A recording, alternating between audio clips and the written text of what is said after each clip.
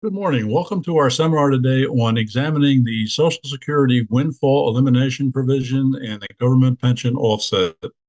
My name is Jerry Hafer. I'm with the AMAC Foundation. And to begin, I'd like to briefly explain for those who may be unfamiliar with the AMAC organization, who we are and what we're about. AMAC is the Association of Mature American Citizens, and we're a senior advocacy membership organization dedicated to serving the needs of our more than 2 million members with a slate of benefits and, most importantly, with representation of their interests in Washington and across the United States. You can learn more about AMAC and its affiliated advocacy organization, AMAC Action, on the web at amac.us and amacaction.org. Today's seminar is brought to you by the AMAC Foundation. AMAC Foundation is AMAC's nonprofit public benefit corporation. The AMAC Foundation is a registered 501c3 organization with a clear mission of supporting and educating America's seniors. And we do that a number of different ways, including public podcasts and seminars like the one we're presenting today, a robust web presence with multiple websites like the amacfoundation.org, the Social Security Report.org, and MedicareReport.org. Those latter two websites are topical websites that are updated 5 days a week and bring you breaking information and background information about those two critical senior related programs. Our most prominent program in the foundation is our Social Security Advisory Service.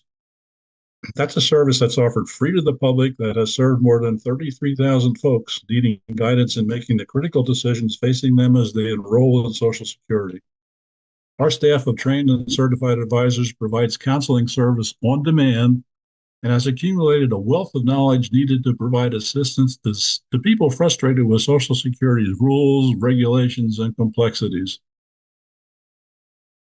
Today, you'll be hearing from two of our advisors on the topic of Social Security's Windfall Elimination Provision, WEP, and the Government Pension Offset, GPO. And we're intended to provide background on how these regulations work and why they work that way. So, beginning with Russ Glure. Russ Glure is the former executive director of IBM Global Services Worldwide Quality Assurance Program. He's the author of numerous Social Security publications on the foundation's behalf. He's also nationally and internationally famous as Rusty in the Ask Rusty series. That's the series that we weekly provide a question, actually a question that we've received in the advisory service and a detailed answer of all the ramifications of that question. That weekly question and answer Ask Rusty series is published to tens of thousands of media outlets across the country. And as I said earlier, my name is Jerry Hafer. I'm a former IT director for a major Northeast utility network. I've been affiliated with AMAC now for about a dozen years, and I'm also the former executive director of the AMAC Foundation. So Russ and I will be talking to you about WEP and GPO and a lot of the background information on how these provisions came to be and the way that they work. So getting into the detail a little bit, why are we talking about WEP and GPO? Well, WEP and GPO are again drawing attention in the 118th Congress. More than a dozen reform bills have surfaced in the prior three congressional sessions. None of those have made it past committee assignment. They all have carried similar titles like the Equal Treatment of Public Servants Act, Public Servants Protection and Fairness Act, Social Security Equity Act. So they're all addressing the issues behind WEP and GPO and advocating for either reform or repeal of those two provisions. Currently, in the 118th Congress session, H.R. 82 and S. 597 are being advanced. The House bill, Social Security Fairness Act of 2023, was introduced last January. The Social Security Fairness Act, the Senate bill, was introduced last March. Neither of those have had any further action beyond being read and referred to committee.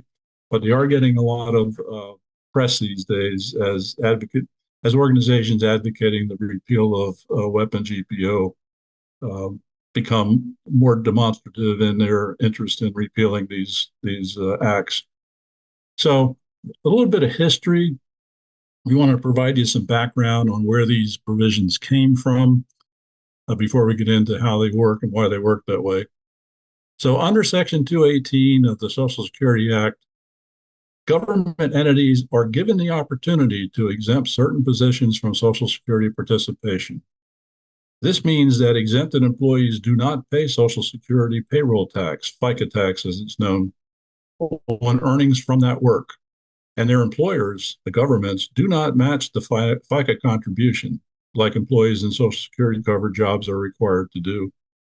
Exempted employees earn a pension via a qualified government pension plan, and that's a plan that has been designed to compensate for the loss of corresponding Social Security benefits at retirement.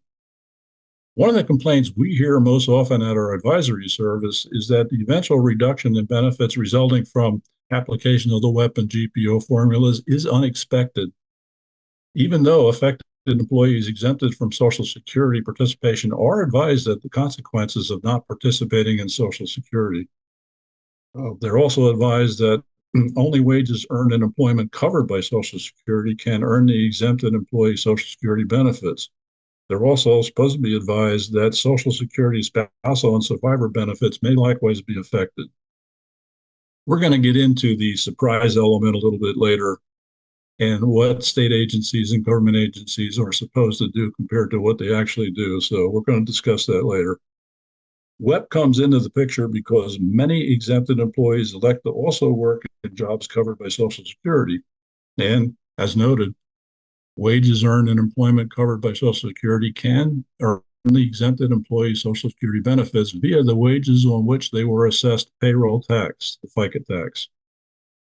For the most part, Social Security covered employment tends to be the less significant portion of the total wages for those folks having two types of earnings in their history. That tends to create somewhat of an imbalance between covered and non-covered earnings. We're going to explore that a little bit later when we look at some specific benefit calculation examples. In general, and as we'll also discuss in the detail sections of the webinar, working in both covered and non-covered employment is what created the need for provisions, WEP and GPO, that we're going to discuss. So WEP and GPO, who's affected? WEP applies to most people who receive both a pension from non-covered work, and that's work on which payroll tax has not been assessed, and Social Security benefits based on fewer than 30 years of substantial earnings in covered employment or self-employment. And that includes certain foreign pensions. We're going to get into the 30-year parameter a little bit later, but for now, generally speaking, WEP and GPU primarily affect state and local government workers whose employers have opted out of the Social Security program.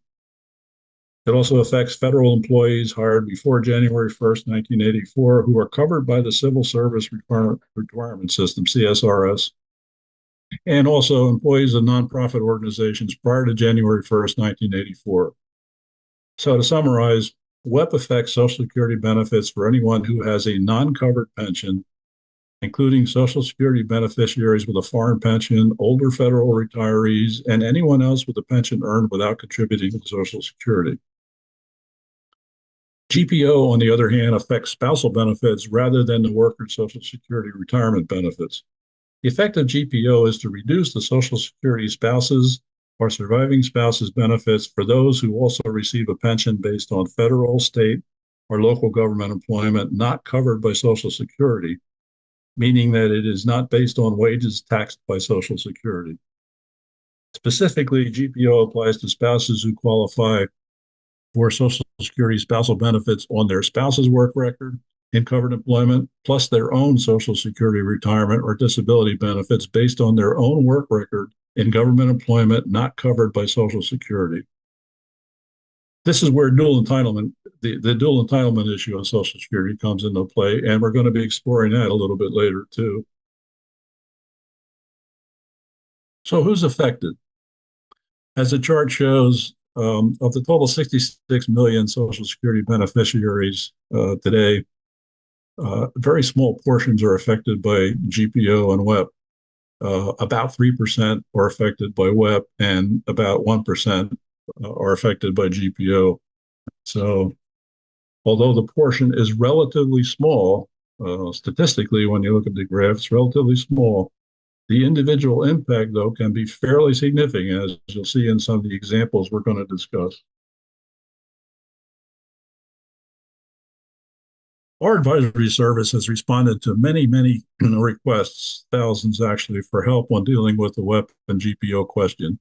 And we found that it's beneficial to first ensure that the process for determining Social Security monthly benefits is clearly understood. We consider that a basic starting point. You really have to understand the formula for calculating benefits.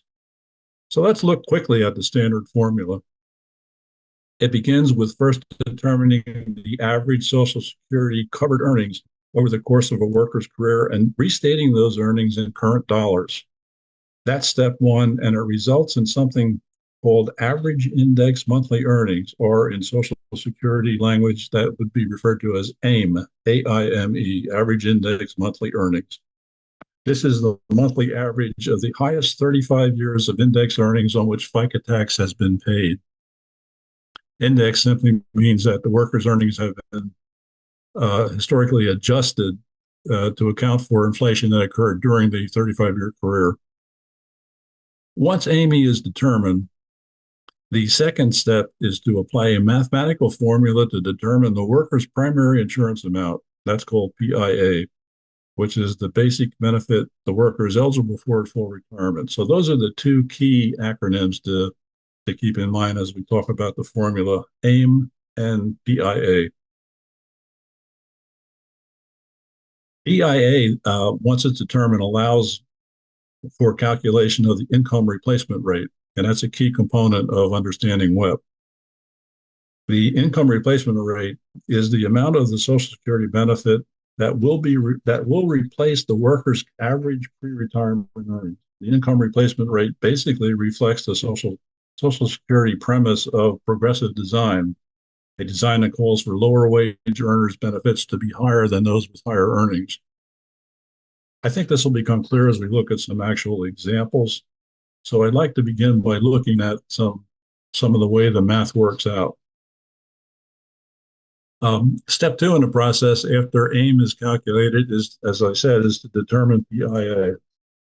And PIA basically takes the AIM amount, the average index monthly earnings, the highest 35 years of average index monthly earnings, and subjects them to a three-part formula, the first part of which is the most significant, and that is where 90% of the first $1,174 of the AIM figure is credited at 90%.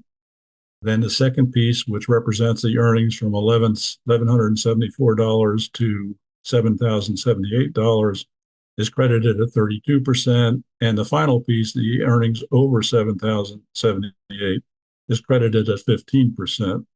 Again, we're talking about the actual three-part formula as applied to the AIM figure. So let's look at some real examples. This first example is a higher earner example of an AIM of $8,000, which basically says that adjusted for inflation, that worker over the course of a 35-year career earned $8,000 on average each month. Running that $8,000 AIM through the formula then produces the statistics of the first $1,174 yields a Social Security benefit piece of $1,056.60. The piece of AIM from 1175 to the 7,078 level, credited at 30%, produces $1,889.28. That's the second piece of PIA. And then anything over 7,078 is credited at 15%. That adds 138.30 to the primary insurance amount. When those three pieces are added together, it produces a PIA of $3,084.18, which is almost PIA. And I say almost because the next step is to round that down to $3,084 whole dollars. And once you have the final PIA, you determine the replacement rate by dividing that figure into the AIM figure. So dividing 3084 into 8,000 produces a replacement rate of 39%. That basically says that higher earning person can expect to replace with Social Security 39% of their average pre-retirement earnings. To show you the other end of the spectrum, here's a lower aim of $1,000. And you can see that the only piece that is credited in the formula is the first piece because it's under $1,174. So that's credited at 90%. And that produces a PIA portion of $900.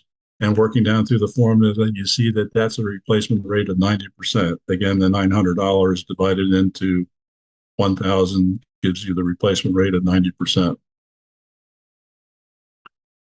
So to contrast the way replacement rates are affected by the standard calculation, and again, we're talking about the standard calculation formula for benefits. We're not into WEP yet. WEP takes that formula and adds a different perspective.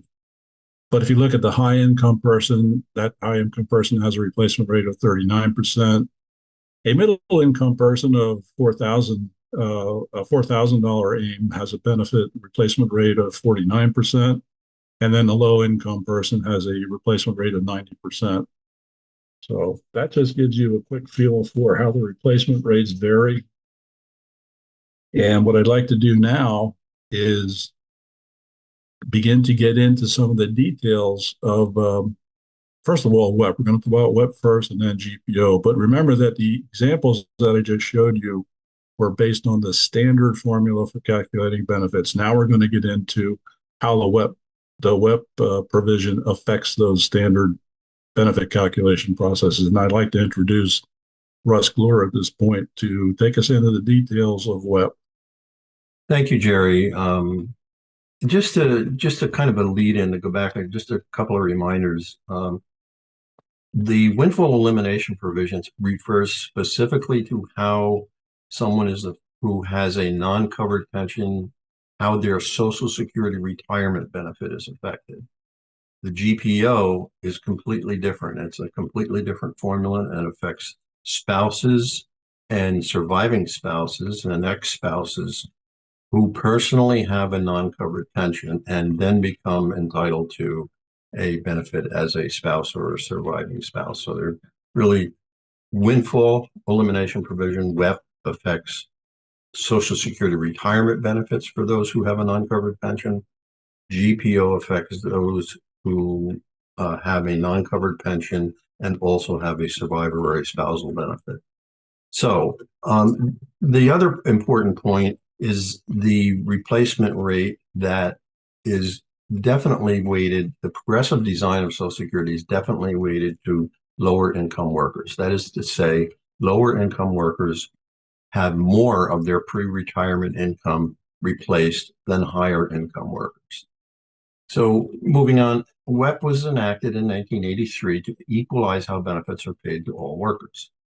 It lowers the Social Security income replacement rate for those with an extra non-covered pension. And the reason it does that is because Congress decided that those with a non-covered pension enjoyed an unfair advantage over those who do not have a non-covered pension. It affects federal retirees, as Jerry said before, under the old federal retirement plan called CSRS, Civil Service Retirement System. Newer employees of the federal government are not affected by WEP. It's only the older retirees that are. And retirees from state agencies, I would say most of the interactions that we have are people who work for a state agency which does not withhold Social Security FICA tax from their earnings. That includes 26 U.S. states, to which to some degree exempt employees from paying into Social Security. As Jerry mentioned before, people who come to the United States and live here and collect Social Security and also have a pension from another country, they are also affected by WEP. So why does WEP adjust the benefits? So the premise behind it is the standard Social Security benefit formula favors low-income workers, and those with a non-covered pension appear artificially to be a low-income worker. Therefore, they enjoy a higher replacement rate without WEP. WEP's intended to equalize how benefits are paid to everyone. Now here's a kind of a busy chart which talks to the why of the windfall elimination provision. The first thing I'd like you to focus on is the chart, the white chart on the left-hand side of the screen there, which is basically looking at how someone who only works in Social Security covered employment, that 100% of their earnings, well, it's actually not 100%, but all of the earnings that they have contribute to Social Security. There is something called a payroll tax cap, as only earnings up to a certain amount every year are taxed for the payroll tax. Compare that to somebody who has two careers, one of which is a career which they did not contribute to Social Security, working for a government agency, and the other of which they did work in employment that contributed to Social Security. So you can see that the level of contribution is decidedly different. Going back to the right under that white chart, you see the emphasis on 90% of the first aim bend point. That's the point that Jerry was just talking about a moment ago. Without WEP, someone who has a non-covered pension would appear to be a low income person, and therefore entitled to 90% of the first part of AIM. That is not the way that WEP worked. WEP, in 1983, Congress decided that provided those with a non-covered pension with what they called a windfall, which basically said that it's not right that those with a non-covered pension appear as low-income workers and are not, and get the same replacement rate as those who have spent their entire life contributing to Social Security. So WEP was enacted to correct what was perceived as a windfall enjoyed by those with a pension earned from work not covered by Social Security. And here's an example of the impact of WEP. The formula on the left is the standard formula. So if you look at someone with an AIM, that is to say an average monthly lifetime earnings of $1,500, 90%, the standard formula is 90% of the first 1,174, and that contributes $1,057 to the PIA. The second part, the second calculation is 32% of the excess over 1174, which yields another $104, which is added with the first part calculation to yield a total PIA of $1,161. It does not work that way with WEP.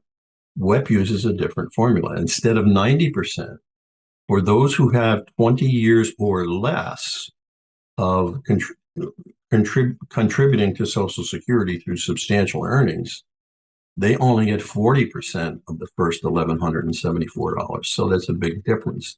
They only get the first 40% only contributes $470 to their PIA versus the 1057 that the regular formula contributes. Now you see in red there that the WEP reduction, there's something called a WEP guarantee that says the WEP reduction cannot be more than 50% of the non-covered pension. The asterisk is really saying that if someone has more than 20 years, then that percentage, that instead of 40%, will be higher. 21 years would be 45%, 22 years would be 50%, and so on. It would keep growing until at 30 years, WEP no longer applies because it is equal to the standard formula. So you can see the bottom line there is that with a WEP formula for someone with 20 or fewer years contributing to Social Security, contributing to Social Security, the bottom line is that their PIA is $574 compared to the standard formula, which yields $1,161. And that kind of leads us into what I refer to as the WEP surprise. Most of the people that we talk to are either surprised that WEP even exists, or are surprised at the magnitude of impact it has had on their earned Social Security benefits. And that comes from, Jerry mentioned before, state and local governments are required to inform uh, employees that not contributing to Social Security will have an effect on any future Social Security benefits that they might become entitled to. The discipline for that, though, it varies. The 26 states that have the ability to do this, they are inconsistent in how much and how well they inform their employees of it. The other problem is the statement of estimated benefits that you get from the Social Security Administration does not show the effect that WEP has on your earned Social Security benefits. And it can't, because Social Security doesn't even know about your non-covered pension until you apply for benefits. So the statement that you get from Social Security it includes a vague warning that if you have a non-covered pension, your Social Security benefits are going to be affected, but it cannot determine how much. Therefore, it ends up being a surprise to people when they actually apply and say, "Whoa, I didn't expect it to be this drastic of a cut." So the end result is that many approach Social Security eligibility with a dimmer or non-existent understanding of WEP's impact because of their non-covered pension. As I said before, many know that WEP will have some effect, but they're just not prepared for the amount. And the result is they go into retirement kind of in disarray and getting much less than they anticipated getting. Social Security is, by definition, usually a big part of everyone's retirement benefit. Yeah, and So, I would just interject here, Russ, that part of the frustration comes from the fact that once it's become clearer the impact of WEP, it's at a point in their financial planning for retirement where it's just too late to do anything about it. yeah, that's All of a sudden, the benefit that they had counted on is not what it was projected to be. Yeah, good point. And I mean, most people obviously don't start even thinking about Social Security until they're 60 or 62 years old. They can't Yeah. claim before you're 62, but you're 62 years old and you're working against a 35-year lifetime earnings history. It's kind of late in the game to try and go back and do anything to correct it. But you can see in this instance here, the big surprise is someone who thought they were going to get $1,161 is instead going to get that previous number, 400 and some dollars that I showed you before, an impact of $587. That's a lot of money for a retiree. And as Jerry said, it's kind of late in the game to go back and offset that. So how do you mitigate WEP's impact? Well, it can be done, as I mentioned before. For each year over 20, you get another 5% of that first spend point. So 20 years, you get 40%, 24 years, you get 60%, 28 years, you get 80%, 30 years, you get 90%, which is the same as the standard formula. So WEP does not apply to anyone who has 30 years contributing to Social Security from substantial earnings. And the WEP guarantee that I mentioned before is that WEP reduction cannot be more than 50% of the non-covered pension. And where this helps is if someone has basically a low non-covered pension and has worked a lot of years in Social Security or contributing to Social Security, the maximum amount that their reduction of their Social Security benefit is going to be is 50% of their non-covered pension.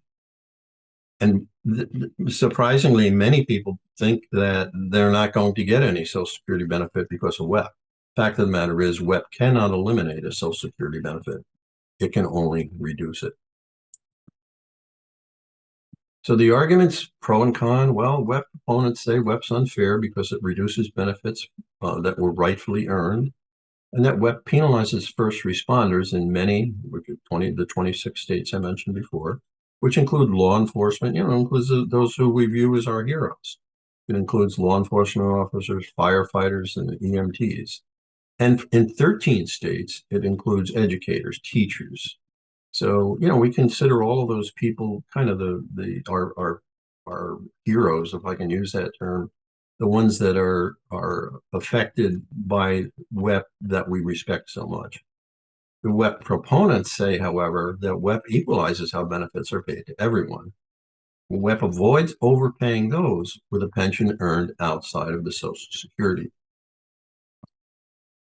Now, the government pension offset, I just want to go back for a moment and mention that the premise that WEP is based upon, before I get to the GPO, the premise that WEP is based upon is that the states who exempt employees are obligated to provide a pension which more than offsets the effect of WEP, the effect that WEP will have on their Social Security benefits. The fact of the matter is that the average non-covered pension is about $2,600, whereas the average Social Security benefit, I think in 2024, is about $1,900. So you can see that there's a distinct difference between the size of the pension, of a non-covered pension and Social Security benefits. Now, the GPO, as I mentioned before, is a completely different animal. The GPO has nothing to do with AIM. It has nothing to do with PIA. It has nothing to do with the number of years that you contributed to Social Security.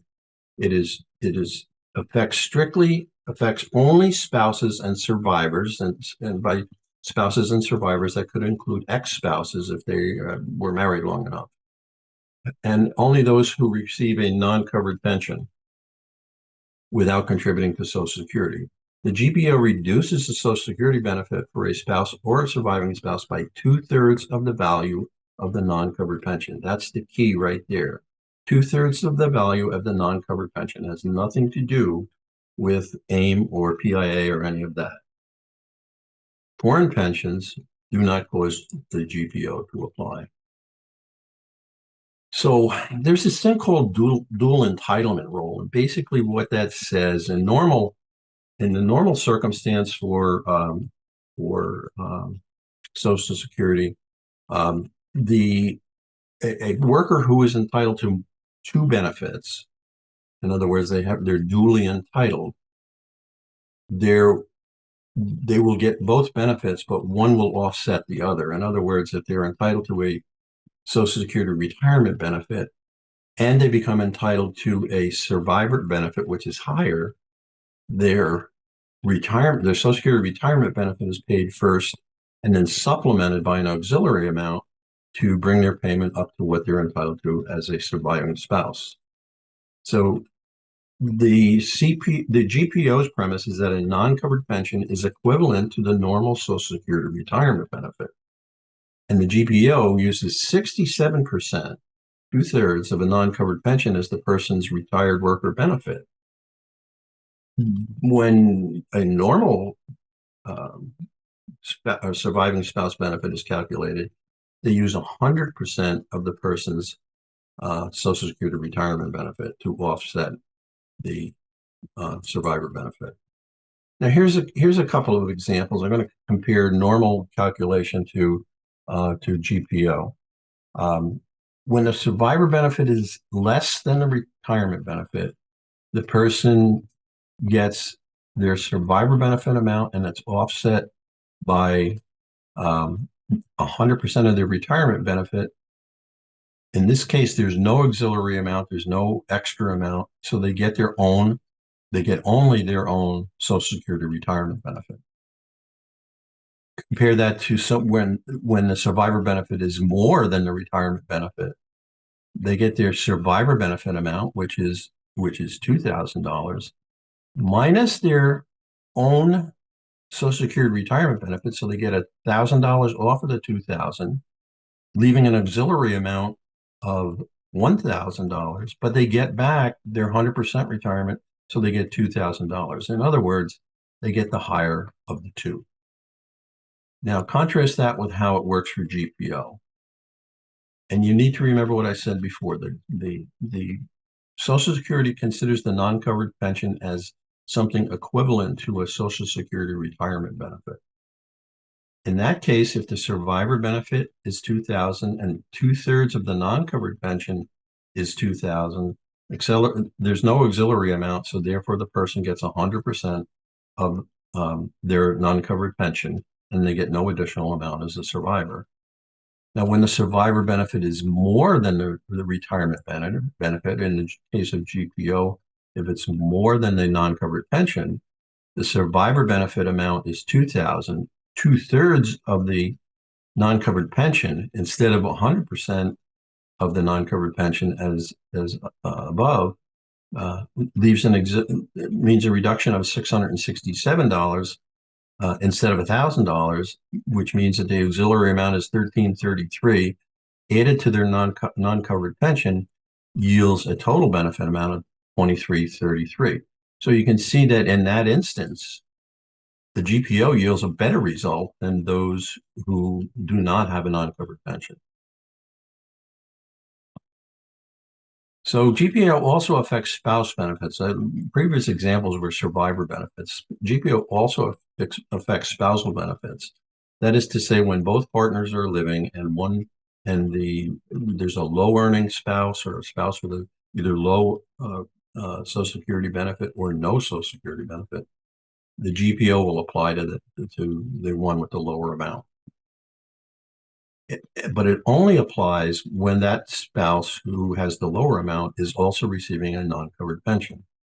The spousal assignment is based upon pre-WEP benefit amount. In other words, the pre-WEP full retirement age amount must be less than half of the partner's full retirement age amount. GPO reduces the spousal benefit by 2/3 of the non-covered pension, the government pension, and it typically eliminates the spouse benefit for a living spouse. And of course, it depends on the amounts. If you have a high non-covered pension, 2/3 of that is usually going to offset the spousal benefit for a living spouse. So can the GPO be avoided? Yeah, it can. Foreign pensions don't cause GPO to apply. GPO doesn't apply if the non-covered pension is forfeited before taking it. In other words, somebody can look at what the impact of the GPO would be, and if they have a small non-covered pension, they can opt to forfeit their non-covered pension, but they have to do that before they take it. And they can withdraw all personal contributions and with interest prior to retiring. But that's one way. If you forfeit the non-covered pension before you start receiving it, you can avoid the GPO. And then there's a special rule that exempts someone from the GPO if they're contributing to both Social Security and the same non-covered pension for 60 months just prior to retiring. The point being, in the white box on the bottom, the GPO is possible. Avoiding the GPO is possible, but it's very difficult. So the arguments pro and con. Those in favor say GPO equalizes how benefits are paid to all spouses and survivors, but actually gives some advantage over regular spouse and survivor benefits. And it avoids overpaying those with a non-covered pension earned outside of Social Security. Those opposed to the GPO say GPO punishes needy widows and widowers and lower earning spouses, and it's unfair because it targets the most vulnerable among us, namely widows and spouses who have a very little income after their spouse dies. Spouse and surviving spouse benefits should get all Social Security available to them, as